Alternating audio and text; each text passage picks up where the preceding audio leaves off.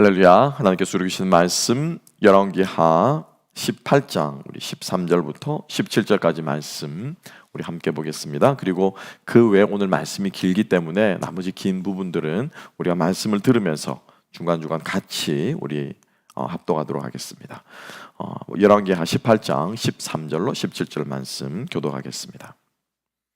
히스기야 왕 제14년에 아수르의 왕 사네립이 올라와서 유다 모든 견고한 성읍들을 쳐서 점령하며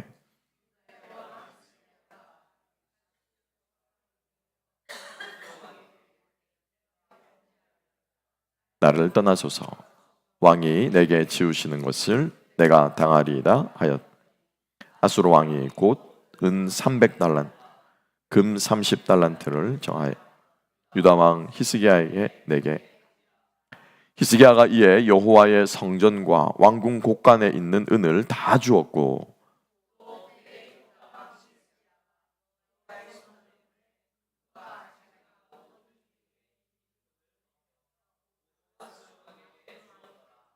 다같이 아수르 왕이 다르단과 랍사리스와 랍사게로 하여금 대군을 거느리고 라기세스부터 예루살렘으로 가서 히스기야 왕을 치게 하매 그들이 예루살렘으로 올라가니라. 그들이 올라가서 윗못 수도 곁 곧 세탁자의 밭에 있는 큰 길에 이르러 서니라. 아멘. 아멘. 자, 오늘 이 말씀과 함께 우리 원수 앞에 섰을 때라는 제목으로 우리 함께 은혜를 나누겠습니다. 여러분 살다 보면은 간이 철렁할 때가 있으시죠? 그죠? 예. 오늘도 경험하셨는지 모르겠습니다만 생각지도 못한 일을 확 엄습해 올 때, 그리고 또 비보를 들었을 때 막 간이 철렁하는 그러한 느낌, 아마 여러분들이 다 한 번씩들은 또 아이들 키우다 보면은 그런 경험도 있으실 거고 다죠. 아유 간 떨어질 뻔했다라고 하는 경험들이 다 한 번씩들 있으실 겁니다. 여러분 그럴 때 어떻게 하십니까?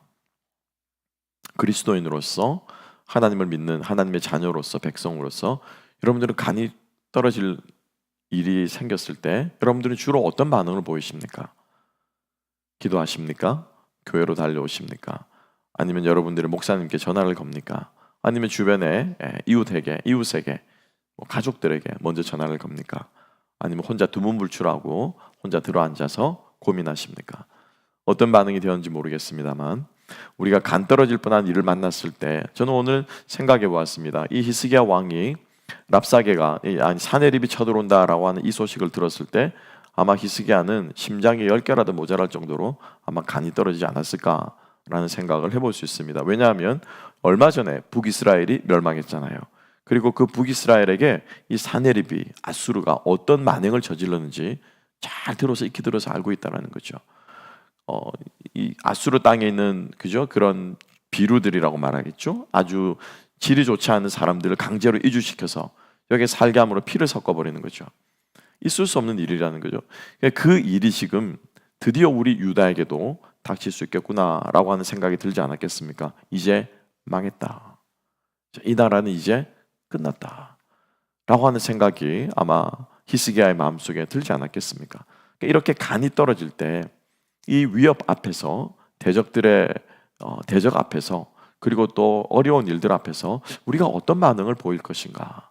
우리가 오늘 먼저 대적들의 모습을 함께 생각해 볼 것이고요. 그리고 이 대적들에게 히스기야가 어떻게 반응했는가를 보면서 우리가 반면교사 삼고 또 적의 간과한 괴계를 우리가 물리칠 수 있는 분별력을 얻게 되어서 우리가 우리 인생에 힘들고 어려울 때마다 오늘 이 히스기야의 모습, 사네립의 모습이 우리에게 하나님의 음성이 되어서 역사하는 은혜가 있게 되기를 주님의 이름으로 축복합니다. 자, 오늘 수요일 참 힘든 시간입니다. 그죠? 여러분들이 일주일 동안 쭉 생활하다 보면은 참 피곤하고 지치기 쉬운 시간이에요. 그래서 제가 많은 고민, 우리 지난번에 금요기도를 하면서도 다시 한번 제가 생각이 드는데 정말 이 수요일이, 이 저녁 시간이 정말 여러분들에게 좀 생수와 같은 시간이 되었으면 좋겠다. 여러분들이 진이 빠지는 시간이 아니고 말씀을 들으면서 새 힘이 나고 찬양을 부르면서 더 은혜를 얻게 되는, 그래서 정말 영적으로 새로운 힘을 얻고 가는 그런 시간이 오늘 수요일 저녁 이 시간이 될 수 있기를 주님의 이름으로 축복합니다. 첫 번째로 우리가 이 사네립이 세 가지를 가지고 오늘의 본문이 긴 본문입니다. 사실은 18장 전체를 봐야 되는데 시간상 제가 중간중간에 한 번씩 보겠습니다. 사내립이 기가 막힌 전략과 전술을 가지고 이 남유다를 점령하고 이스라엘 백성들로 하여금 항복을 얻어내기 위해서, 여러분 전쟁 중에서 제일 잘 싸운 전쟁이 뭡니까? 손에 피 안 묻히고 이기는 거죠, 그죠? 무혈입성이에요. 손에 피 안 묻히고 이기는 게 제일 좋은 전쟁이에요. 그래서 그렇게 하기 위해서 지금 이 사내립이 전략을 지금 구사하고 있는데 이게 꼭 사탄이 우리들에게 하는 짓과 똑같다라는 거예요.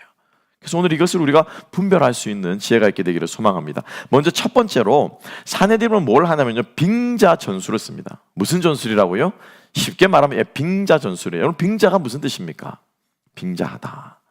우리 제일 먼저 떠오르는 빙자는 뭐 혼인, 빙자, 간음 이런 말들이 많이 저는 먼저 떠오르던데, 빙자하는 게 뭡니까? 어떤 목적을 위해서 거짓말을 하거나 무엇을 악용하는 것, 이용하는 것, 이게 뭐냐면은 빙자하다라고 하는 뜻이에요. 그러니까 결혼할 것처럼 딱 해놓고는, 그죠? 이 자기의 사용만 채우고 결혼하지 않는다라는 거죠. 그래서 이 산헤드립의 말을 이렇게 보니까 저는 이건 진짜 빙자 전술이구나 라고 하는 것들을 제가 깨닫게 됐습니다. 첫 번째로 함께 한번 봅시다. 사단이 꼭 이렇게 우리들에게 역사한다라고 하는 거죠.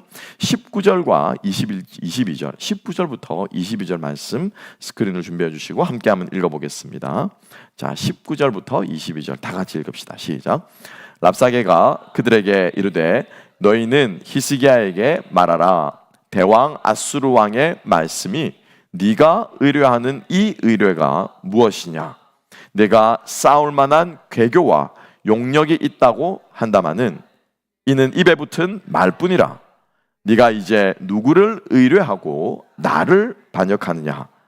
이제 네가 나를 위하여 저 상한 갈대 지팡이 애굽을 의뢰하도다. 사람이 그것을 의지하면 그의 손에 찔려 들어갈지라. 애굽의 왕 바로는 그에게 의뢰하는 모든 자에게 이와 같으니라. 너희가 내게 이르기를 우리는 우리 하나님 여호와를 의뢰하노라 하리라마는 히스기야가 그들의 산당과 제단을 제거하고 유다와 예루살렘에게 명령하기를 예루살렘 이 제단 앞에서만 예배하라 하지 아니하였느냐 하셨나니. 자, 길게 읽겠습니다만 첫 번째로 지금 이 사내들이 뭐라고 하냐면은 상황과 형편을 빙자하는데 바로 이겁니다.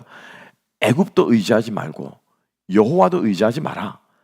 애굽과 여호와는 너희들이 의지할 것이 못 된다 라고 지금 사내들이 지금 이 뭡니까? 거짓말을 하고 있는 거죠. 제가 말씀드린 빙자입니다. 빙자. 애굽도 의지하지 말고 여호와도 의지하지 마라 라고 말하면서 빙자를 하는데 뭐라고 말하냐면은 너희들 잘 생각해 봐라. 애굽은 너희들이 의지하려고 하고 붙잡으려고 하면 뭐와도 같다고요?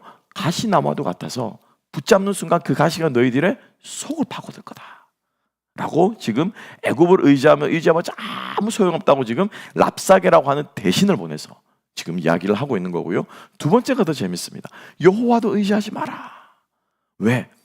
히스기야가 너희들의 왕이 너희들이 와서 산당에서 하나님께 제사 드리려고 할 때, 너희들이 저 산에서 여호와께 제사를 드리려고 할 때 그 산당을 누가 다 없앴느냐? 히스기야가 없애지 않았느냐?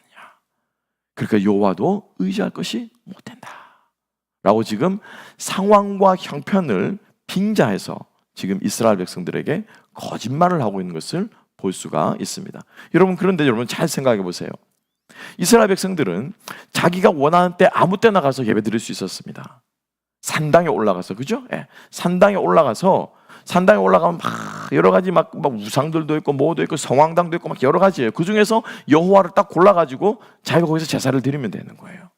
그런데 그곳에는 여전히 아세라 상과 바알 상들이 있다라는 거죠. 하나님은 그것 때문에 그 산당을 치우신 건데 사내립은 뭐라고 말하고 있습니까? 그걸 치웠기 때문에 너희들이 예배할 수 없는 거야. 이렇게 말하는 거예요. 그걸 누가 치웠다고요? 너희들의 왕이 치워버리지 않았냐. 가만히 듣고 보니까 그래, 내가 마음만 먹으면 뒷동산에 올라가 예배 드릴 수 있는데 굳이 저 예루살렘까지 가가지고 이제 제사를 드리려고 한단 말이지. 그죠? 이게 히스기야가 뭔가 잘못된 거야. 이렇게 쉽게 말하면 이거 빙자해서 지금 이스라엘 백성들의 마음을 지금 흔들고 있는 것입니다. 랍사게가 왕의 말을, 산헤립의 말을 대신 지금 전달하고 있는 거죠. 여러분 한번 생각해 보십시오. 얼마든지 사단이 우리들에게 이런 말을 할 수 있지 않습니까? 굳이 교회 가야 예배드리나? 그죠? 굳이 꼭 교회 가야 예배드리나? 내 집에서 예배드리면 되고, 지금 내가 힘들고 어려운데 당장 내가 지금 여기에서 예배드리고 내가 지금 예배드릴 마음이 아니야. 나 지금 시험에 들고 난 지금 힘들어서 그 사람 생각하면 지금 내가 교회 가고 싶지 않아. 그리고 이런 마음 들지 않습니까? 차라리 그냥 나 혼자 유튜브 방송 듣고 나 혼자 예배 드릴래. 뒷동산에 올라가서 예배 드리면 되지. 하나님이 꼭 하나를 교회만 계시나? 내 마음이 있으면 내가 믿으면 하나님이지. 라고 하는 이러한 상황과 형편들을 가지고 우리들에게 빙자하는 모습들이 우리들이 힘들고 어려울 때 대적들은 우리들에게 그렇게 유혹해 온다라고 하는 것입니다. 우리가 이 음성을 분별할 수 있는 저와 여러분 될 수 있기를 주님의 이름으로 축복합니다. 그런데 이 지금 산헤립의 말을 곰곰이 잘 뜯어보면, 곰곰이 생각해보면요, 이 말 속에 하나님의 음성이 사실은 들어있습니다. 우리가 사단의 유혹을 들으면서, 사단의 유혹을 받으면서 정말로 여러분 영적인, 쉽게 말하면 고수들은, 정말로 영적으로 깨어있는 사람들은 사단의 유혹을 받으면 받을수록 믿음이 어떻게 더 견고해지는 거예요. 견고해지는 거예요. 왜요? 유혹하는 대로만 안 하면 되거든요. 그렇죠? 유혹하는 하지 말라고 하니까 하라고 하는 것만 안 하면은 더 믿음이 견고해지는 거예요. 오늘 산헤립이 뭐라고 말합니까? 애굽을 뭐 하지 말라? 의뢰하지 말라. 네가 의뢰하는 것이 무엇이냐? 애굽을 의뢰하지 말라. 여러분, 산헤립이 지금 애굽을 의뢰하지 말라고 말했지만은 애굽을 의지하지 말라고 하는 것은 동시에 누구의 메시지이기도 합니까? 하나님의 메시지예요. 하나님의 메시지. 그죠? 하나님이 절대로 애굽은 가지 마라. 왜? 너희들이 어디에서 나왔기 때문에? 애굽에서 나왔기 때문에. 다른 모든 것을 다 심지어 여러분 남유다와 북이스라엘은요 아수르를 때로는 의지하기도 했어요. 다른 것들은 내가 봐줄 수도 있고 넘어가겠지만은 절대로 애굽은 가지 마라. 이게 하나님 말씀이었어요. 그러니까 지금 산헤립이 자기는 지금 이스라엘 백성들을 회유하려고 하지만은 이 산헤립에서 말에 나오는 이 말이 누구의 음성이라고요? 하나님의 음성도 있다라는 거예요. 이걸 우리가 어떻게 해요? 분별할 수 있어야 되는 거예요. 그러니까 우리가 믿음이 견고하게 서 있는 성도들은 사단의 유혹이 오면 올수록, 거짓말을 하면 할수록 어떻게 그 믿음이 더 견고해지고 강력해진다라고 하는 것입니다. 사단이 우리 주 예수 그리스도를 광야에서 떡으로 가지고 돌을 가지고 시험하셨을 때 우리 주님은 말씀이 얼마나 위대한가를 선포하셨습니다. 영광을 가지고 시험할 때 하나님의 경배하는 것이 얼마나 영광된 일인가를 주님은 보여주셨습니다. 오히려 그 시험이 주님을 하면 더욱더 견고하게 하고, 사단의 시험은 이렇게 이기는 거구나, 우리들에게 주님께서 직접 본이 되어주셨다고 하는 사실을 기억할 필요가 있습니다. 그래서 우리가 사단의 유혹 가운데서도 하나님의 뜻과 음성을 분별할 수 있는 저와 여러분 될 수 있기를 주님의 이름으로 축복합니다. 힘들고 어려운 일이 있죠, 여러분. 그럼 우리는 기도해야 됩니다. 그 기도의 제목 들어가서 기도하는데 저는 그거보다 더 중요한 것이 있다고 믿어요. 우리의 그 문제의 기도의 제목을 가지고 기도하는 것이 아니라 하나님의 말씀에 집중하는 거예요. 더 예배에 집중하는 거예요. 더 기도에 집중하는 거예요. 근데 말씀 읽고 기도하고 예배 드리다 보면은 우리의 문제는요 해결됩니다. 근데 거기에서 얻는 유익이 뭔 줄 아십니까? 이 문제는 당연히 해결이 되는 것은 당연한 건데 그것보다 더 큰 보너스를 얻는다는 거예요. 영적인 보너스를 얻는 거예요. 무엇입니까? 말씀을 깨닫게 되고 은혜를 받게 되고 하나님이 어떤 분이신지를 깨닫게 되는 거예요. 문제는 내가 사업의 문제를 가지고 내가 막 고민을 하는데 도저히 안 되겠다, 내가 통독을 해야 되겠다 작정을 하고 저 그런 마음을 가지고 통독을 하는데 사업의 문제는 풀리지만은 덤으로 더 얻는 건 뭐냐면 말씀을 읽다 보니까 뭐예요? 하나님이 어떠한 분이신지를 깨닫게 되는 거예요. 예배를 드리다 보니 하나님이 이러한 분이구나, 이러한 내 예배를 받으시는구나, 이것을 우리가 깨닫게 되는. 그런데 우리가 말씀과 기도와 예배와 이러한 우리의 영적인 생활들을 등한시하고 문제에만 집착하고 문제에만 매달려서 문제를 해결하라고 하나님께 기도하면 우리가 그 문제를 해결할 수 있을지는 모르겠지만 하나님에 대한 지식과 하나님에 대한 이해의 깊이는 깊어질 수 없는 거예요. 사단의 유혹 앞에서, 거짓 빙자 앞에서 하나님의 뜻을 분별하게 되는 은혜가 있게 되기를 주님의 이름으로 축복합니다. 영적으로 성장하는 저와 여러분 될 수 있기를 주님의 이름으로 축복합니다. 오늘 우리가 찬양 가운데 마지막 찬양 우리가 고백했지만은 이스라엘 백성들이 홍해 앞에서 그들이 할 수 있었던 일이 무엇이었습니까? 하나님께서 일부러 홍해길로 인도하시잖아요. 그죠? 광야길로 들어가게 되면 전쟁을 구경하면 이 백성들이 마음이 돌이킬까 싶어서 하나님께서 일부러 홍해길로 인도하신 거예요. 홍해길로 빠져가지고 홍해를 딱 다다르고 뒤에는 이집트 군대가 올 때 이스라엘 백성들이 할 수 있었던 것은 무엇이었습니까? 아무것도 없어요. 아무것도 없었어요. 아무것도 할 게 없으니까 뭐만 쳐다보고 하늘만 쳐다보는 거예요. 쉽게 말하면 밤새도록 동풍이 불어와서 바람이 불어오는데 그 바람 맞으면서 이스라엘 백성들은 하나님 바라보면서 하나님 생각하는 거예요. 우리가 주님 앞에서 우리의 문제와 어려움과 상황 앞에서 가장 먼저 우리가 해야 될 것은 문제에 집중하는 것이 아니라 문제보다 더 크신 하나님께 우리의 시선을 고정하고 하나님이 어떠한 분이신지를 바라보고 그분이 어떠한 분이신지를 배우고 깨닫기를 소망하는 마음을 가질 수 있는 저와 여러분 될 수 있기를 주님의 이름으로 축복합니다.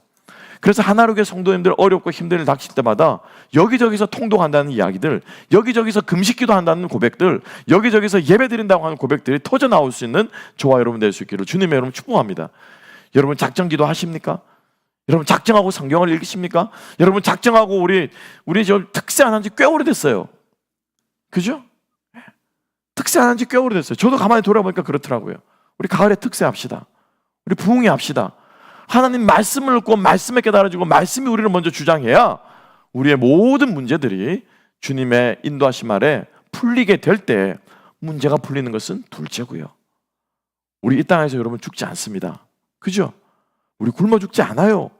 우리 사업 망해도 우리 죽지 않아요. 우리가 조금 빼앗겨도 우리 쓰러지지 않아요. 쓰러지는 것처럼 보일 뿐이에요. 해결되게 되어 있습니다. 때가 되면 주님의 때, 하나님의 때, 하나님의 방법으로 응답하실 줄을 믿습니다. 그거는 여러분 당연한 거예요. 당연한 거예요.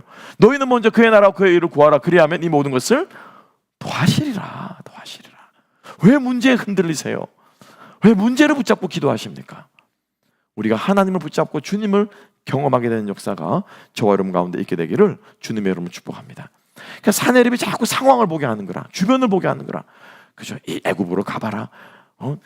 히스기야가 산당을 없애지 않았느냐? 니들 왕이 잘하고 있느냐? 막 이런 것들을 보면서 사람들의 마음을 흐트러뜨리고 있는 모습, 여기에 속지 않은 우리가 될 수 있기를 소망합니다. 두 번째입니다. 두 번째는 뭐냐면은 이게 흔들리지 않으니까 두 번째는요, 한 수 더 뜹니다. 25절을 함께 한번 볼까요? 자, 25절을 함께 한번 읽습니다. 계속해서 랍사게를 보내서 산헤립이 이스라엘 백성들에게 지금 선포하는 말씀입니다. 자, 25절 다 같이 읽어보십시다. 시작. 내가 어찌 여호와의 뜻이 아니고야 이제 이곳을 멸하러 올라왔겠느냐? 여호와께서 전에 내게 이르시기를 이 땅으로 올라와서 쳐서 멸하라 하셨느니라 하는지라. 두 번째는 뭡니까? 하나님의 뜻을 빙자하는 거예요. 그죠? 지금 사내들이 지금 이 땅을 올라와서 유다를 치는 것은 누구의 뜻이다? 하나님의 뜻이래요. 하나님의 뜻이래요. 그런데 너무 신기한 것이 북이스라엘이 지금 어땠습니까? 폭삭 망했잖아요. 그죠? 이스라엘이 망해버렸어요. 그러니까 사내들이 지도 생각하기를 이스라엘은 이제 남유다도 내가 먹는 게 하나님의 뜻이구나. 유다 사람들도 북이스라엘이 망하는 걸 보면서 어머나 우리나라가 아수르에 망하는 게 주님의 뜻인가 보다. 이렇게 생각할 수 있지 않겠습니까? 하나님의 뜻을 빙자하는 사탄의 유혹이 우리 앞에 있을 수 있다는 것입니다. 그렇기 때문에 더더군다나 우리는 어떻게 해요? 하나님의 뜻을 분별하기 위해서 우리의 모든 영적인 영향력을 거기에 집중해야 되는 거예요. 과연 하나님의 뜻이 어디에 있는가? 이 하나님의 뜻이 내 삶 속에 이루어지기 위해서 하나님께서 나에게 무엇을 원하시는가? 어떻게 주님의 이 뜻을 이루어드려야 되는가? 언제 내가 어떻게 순종하며 나아가야 하는가? 이것을 분별할 수 있는 분별력이 우리 가운데 있게 되기를 주님의 이름으로 축복합니다. 그러니까 여러분 첫 번째 이 사내들의 말에서도 뭐예요? 분별하는 말이 필요한다는 거예요. 두 번째 하나님의 뜻을 빙자할 때도 우리에게 영적인 분별력이 우리들에게 필요하다는 거예요. 이 영적인 분별력이 있는 사람은 다른 모든 사람들이 안 된다고 할 때 예스라고 말할 수 있는 믿음이 생기는 거예요. 이 영적 분별력이 있는 사람은 다른 모든 사람이 된다라고 할 때 잘 될 거라고 하는 가운데도 아니야 안 된다 그렇게 가면 안 된다라고 말하는 분별력과 담력이 생긴다라는 거죠. 중요한 것은 우리가 하나님의 뜻에 포커스를 맞추고 주님의 뜻을 깨닫기 위해서 힘쓰고 애쓰는 저와 여러분 될 수 있기를 주님의 이름으로 축복합니다. 두 번째, 이 말핑자함 가운데서도요, 하나님의 뜻이 사실은 숨어 있습니다. 여러분, 유다가 심판을 받는 것이, 북이스라엘이 멸망하는 것이 하나님의 뜻입니까? 아닙니까? 뜻일까요? 아닐까요? 뜻일 수도 있고 아닐 수도 있어요. 뭐냐면은 유다와 이스라엘이 하나님 말을 안 들으면 어떻게 됩니까? 하나님이 치십니다. 제 말이 아니고 신명기에 나와 있습니다. 내가 인생 가시와 이방의 막대기를 가지고 너희들이 옆구리에 가시가 되게 하겠다. 너희들을 징칙할 것이라고 주님께서 말씀하셨어요. 그러니까 그들이 불순종하게 되면은 망하는 게 하나님의 뜻이에요. 그들이 순종하면은 망하지 않는 것이 하나님의 뜻이라는 거죠. 그러니까 유다는 두 번째로 너희들을 내가 멸망시키러 왔다. 너희들을 이스라엘을 멸망시키는 것이 주의 뜻이다 라고 말했을 때 분별할 수 있는 사람은 북이스라엘이 망한 것이 그들이 하나님께 순종하지 않아서 저들이 망했구나. 이것을 어떻게 해요? 깨달았어야 되는 거예요. 이 분별력이 지금 이스라엘 백성 가운데 있어야 된다는 거죠. 우리의 신앙생활에 이러한 분별력이 있게 되기를 주님의 이름으로 축복합니다. 힘든 일이 있을 때, 어려운 일이 있을 때, 내 인생의 문제가 꼬일 때, 갑자기 내가 가슴 절렁한 일이 닥쳤을 때 우리 믿는 사람들이 가장 먼저 생각하는 것이 무엇입니까? 주님 나에게 무엇을 원하십니까? 이 일을 통해서 하나님 제가 무엇을 해야 됩니까? 하나님의 뜻을 제가 어떻게 깨달아야 됩니까? 이 질문이 바로 튀어나와야 되는 것입니다. 이러한 믿음을 갖게 되는 저와 여러분 될 수 있기를 주님의 이름으로 축복합니다. 하나님의 뜻을 위해서 나의 목적을 끌어들이는 것, 이거를 자연스럽게 하도록 하는 것이 사단의 유혹이라는 거예요. 그죠? 하나님께 영광 돌리는 거, 하나님께 영광 돌리기 주님의 뜻 맞죠? 근데 하나님께 영광 돌리는 이 미명하에 어떻게 해요? 내 욕심을 채우는 거예요. 그죠?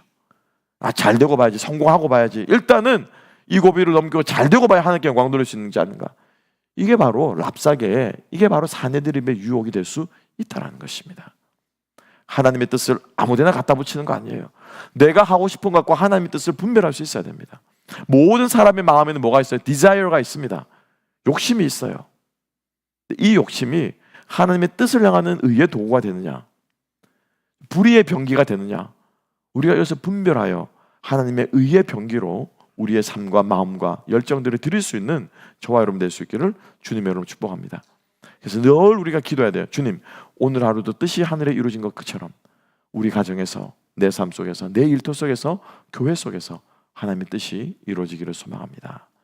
구별하며 분별하며 나아가는 저와 여러분 될 수 있기를 주님의 이름으로 축복합니다. 마지막 세 번째로 함께 볼까요?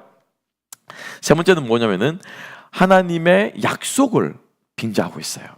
이 사내들이 정말 똑똑한 것 같아요. 저도 뭐 읽어보면 볼수록 이야, 이거 나라도 깜빡 속겠다 라고 하는 말씀이 드는데 31절과 32절을 함께 한번 봅시다. 31절 32절 다 같이 한번 읽어보겠습니다. 시작. 너희는 히스기야의 말을 듣지 말라. 아수르 왕의 말씀이 너희는 내게 항복하고 내게로 나오라. 그리하고 너희는 각각 그의 포도와 무화과를 먹고 또한 각각 자기의 우물의 물을 마시라. 내가 장차 와서 너희를 한 지방으로 옮기리니 그곳은 너희 본토와 같은 지방, 곧 곡식과 포도주가 있는 지방이요 떡과 포도원이 있는 지방이요 기름 나는 감람과 꿀이 있는 지방이라. 너희가 살고 죽지 아니하리라. 히스기야가 너희를 설득하여 이르기를 여호와께서 우리를 건지시리라 하여도 히스기야에게 듣지 말라. 여러분 31절과 32, 특별히 우리 32절 상반절의 절반을 읽으면서 여러분 어떤 말씀이 생각나십니까? 너희들이 갈 곳에는 꿀과 젖과 꿀이 흐르고 감람나무가 있고 무화과나무가 있고, 그죠? 뭐 떡이 있고 막 풍요로운 땅이. 여러분 이거 어디서 많이 들어본 말씀 아닙니까? 누가 하신 말씀입니까? 하나님이 하신 말씀이에요. 그죠? 하나님이 이스라엘 백성들을 애굽으로 불러들이면서 약속의 땅 가나안 땅으로 들 때 그 땅은 무엇과 무엇이 흐르는 땅이라? 젖과 꿀이 흐르는 땅이라, 과실수가 넘치는 땅이다, 풍요로운 땅이다. 너희가 그 땅에서 평안히 거하겠다, 잘 먹고 잘 살 것이다. 이 누구 말입니까? 하나님 말이에요. 하나님의 이 약속을 지금 빙자해서 사내들은 이스라엘 백성을 어떻게 해요? 유혹하고 흔들고 있는 거예요. 내가 한 지방에 너희들을 다 모아줄 텐데 그 지방이, 그 땅이 약속의 땅만큼 풍요로운 땅이 될 것이다. 사내들이 지금 거짓말을 하고 있는 거예요. 빙자하고 있는 것입니다. 하나님의 사탄은 하나님께서 우리 인생에 주신 소중한 약속들이 있습니다. 하나님께서 우리가 주님 앞에 드린 서원들이 있을 수 있습니다. 이것들을 어떻게 해요? 악하게 빙자한다라는 거예요. 악하게 악용한다라는 거예요. 하나님의 약속을 우리가 오해하도록 만든다라는 것입니다. 여러분, 주님의 여러분 축복합니다. 하나님께서 여러분들의 인생에 주신 약속, 약속조차 없는 사람은 생각할 필요 없습니다. 하나님의 약속이 없는 사람에게 무슨 약속을 가지고 유혹을 하겠습니까? 다들 약속 있으시죠? 하나님께서 여러분들의 인생에 언약의 약속 말씀 주신 줄로 믿습니다. 없으면 여러분 구하세요. 하나님, 내 평생에 내가 이 약속의 말씀 하나 붙들고 주님께 영광 돌리는 삶 살 수 살아야 되는 내 평생의 약속의 말씀이 무엇입니까? 내가 어떤 말씀 붙들고 내 인생을 걸고 주님께 헌신하며 살아야 되겠습니까? 그럼 그러한 약속의 말씀들 하나쯤은 두 개쯤은 가지고 있는 것, 하나님의 뜻과 우리가 그 뜻을 위해 살아가는데 큰 이정표와 지표가 될 줄로 믿습니다. 그래서 그 약속의 말씀이 있는데, 하나님의 그 약속이 있는데 오해하게끔 만든다라는 거예요. 잘못하게끔 만든다라는 거예요. 이스라엘 역사에서 많은 신앙의 인물들 중에서 적지 않은 사람들이 하나님의 이 약속을 오해한 거죠. 이스라엘 백성들만 봐도 그렇지 않습니까? 그 약속의 땅에 가서 너희들이 나를 잘 섬기면, 그죠? 너희들이 그 땅에서 풍요롭게 살 것이다. 이스라엘 백성들은 그 앞에 거는 빼버리고 여호와를 잘 섬겨야 풍요의 땅이 되는데, 여호와도 잘 섬기고 누구도 잘 섬기고 바알도 잘 섬기고 아세라도 잘 섬기고 가나안의 신들도 잘 섬겨야 그 땅에서 잘 먹고 잘 살 것이라고 이스라엘 백성들은 그 약속을 오해하고 남용하고 자기들 마음대로 해석했다는 거예요. 사단은 끊임없이 하나님의 약속을 붙잡는 우리들로 하여금 그 약속을 오해하게 만들고 그 약속을 오용하도록 만듭니다. 이 이스라엘 백성들에 대해서 하나님께서 아모스 5장 4절에서 이렇게 말씀하십니다. 함께 한번 읽어볼까요? 아모스 5장 4절 시작. 여호와께서 이스라엘 족속에게 이와 같이 말씀하시기를 너희는 나를 찾으라 그리하면 살리라. 아멘, 아멘. 사내들은 너희가 내 말을 듣고 내가 옮기는 그 지방에 가면은 너희들이 죽지 않고 살리라 라고 말했는데, 하나님께서는 아니야, 나를 찾아야 너희들은 살 수 있어. 나를 찾아야 살 수 있어. 우리가 주님의 얼굴을 구할 수 있는 저와 여러분 될 수 있기를 주님의 여러분을 축복합니다. 영이 살아야 육이 살아요. 우리의 마음이 살아야 우리의 육이 살아요. 오늘 시편 16편에서 다윗이 고백하는 것처럼 내 영도 마음도 육도 안전히 구하라고 주님 앞에 고백하는데, 다윗이 가장 먼저 구한 것은 그의 영혼이 주님 앞에 소생하고 살아나는 것이었어요. 영이 쓰러지고 영이 죽으면요, 우리들의 인생 아무리 잘 먹고 잘 살아도 어차피 이 육체는 어떻게 해요? 죽을 인생들이에요. 예. 육체는 썩을 것들이에요. 그래서 썩을 육체를 위해 살지 않고 영을 위해 살아가는 저와 여러분 될 수 있기를 주님의 이름으로 축복합니다. 하나님의 얼굴을 구할 수 있기를 소망합니다. 주님을 찾을 수 있기를 소망합니다. 그래서 하나님의 이 약속의 말씀을요 분별해야 되는 거예요. 그래서 오늘 이 세 가지가 우리가 빙자한다라고 하는 단어로 우리가 함께 생각해 보았습니다. 상황과 형편을 빙자하고요, 하나님의 뜻을 빙자하고 하나님의 약속을 빙자하는데, 이 빙자하는 사탄의 유혹 앞에서 우리들이 가장 중요한 것은 뭐다? 분별하는 것입니다. 지혜의 영으로 깨어서 분별하는 것입니다. 분별하려면 무엇 해야 돼요? 하나님의 말씀과 기도와 예배가 있어야 되는, 하나님의 임재가 있어야 되는 거죠. 그런데 히스기야는 이 위협 앞에서, 이 사내들의 위협 앞에서 두 가지 잘못된 대책을 히스기야는 선택을 합니다. 그 두 개를 잘못해놓고 나중에 정신을 번쩍 차리고는 잘된 선택을 하는데, 다음 시간에 함께 보도록 하고요. 자, 히스기야는 어떤 반응을 보였는가 함께 한번 볼까요? 먼저 14절부터 16절 말씀 함께 한번 읽어보십시다. 14절부터 16절 함께 한번 읽습니다. 시작. 유다의 왕 히스기야가 라기스로 사람을 보내어 아수르 왕에게 이르되 내가 범죄하였나이다.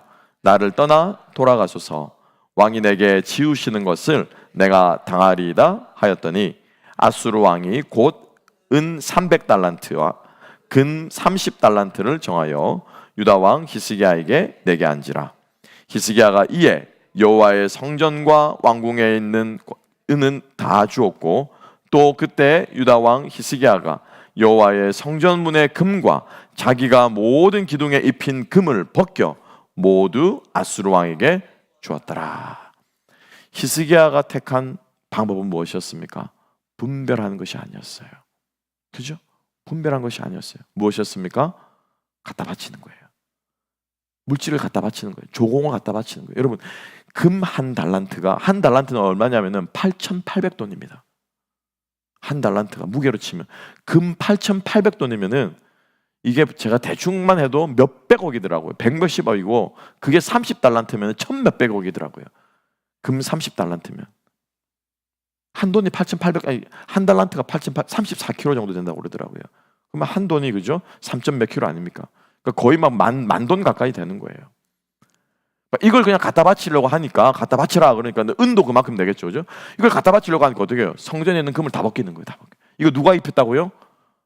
누가 입혔다고요? 쥐가 입힌 거예요. 무엇 하려고 기둥에다 금을 입혔습니까? 무엇 하려고 성전벽에 금을 입혔습니까? 하나님께 영광 돌리려고 종교개혁을 하고 산당을 없애고 성전을 수리하고 그거 다 자기가 한 거잖아요, 그죠? 그러고는 거기에다 금을 다 입혔잖아요. 하나님께 영광 돌려줘. 그거 다 베낀 거예요. 그거 다 베낀 거예요. 그 은그릇 다 갖다 바친 거예요.